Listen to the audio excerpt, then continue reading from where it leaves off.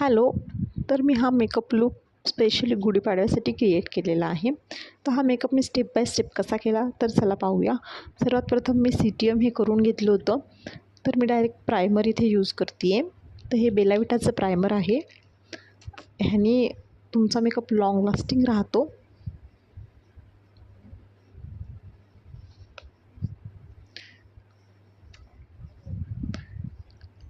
त्यानंतर strobe cream. तर ही just हर्बची strobe cream आहे. ह्याने तुम्हाला छान ग्लो देतं. मला थोडं ग्लोई मेकअप लागत होता, तर मी हे स्ट्रोब क्रीम यूज केलं आहे. तुम्ही पाहू शकता की स्ट्रोब क्रीम लावल्यावर चेहऱ्यावर किती लगेच फरक जाणवतो. ग्लोई दिसते स्किन.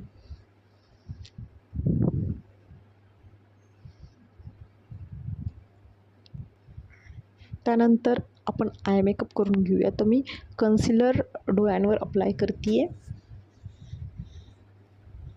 हे स्विस ब्युटीचं कन्सिलर आहे. त्यानंतर आपण आयब्रो डिफाईन करणार आहोत. तर इथं जेल आयब्रो डिफायनर मी यूज केलेलं आहे.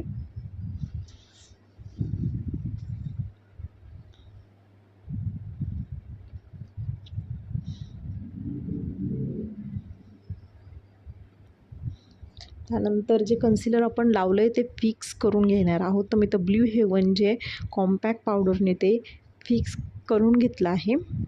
आपण आय मेकअप स्टार्ट करूया.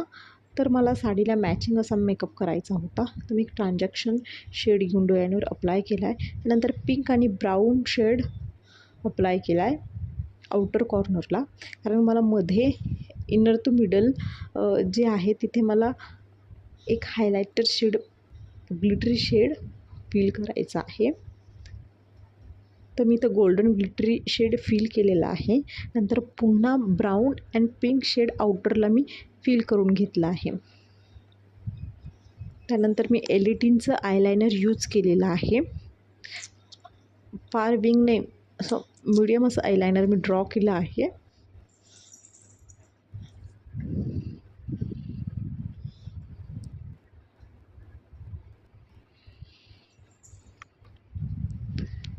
त्यानंतर मस्कारा मी तर मार्सचा मस्कारा यूज केलेला आहे. हा 2 in 1 मस्कारा.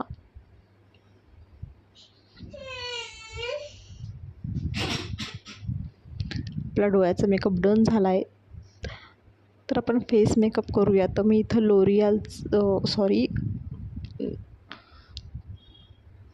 मी इथं मेबलिन न्यूयॉर्कचं 128 शेड फाउंडेशन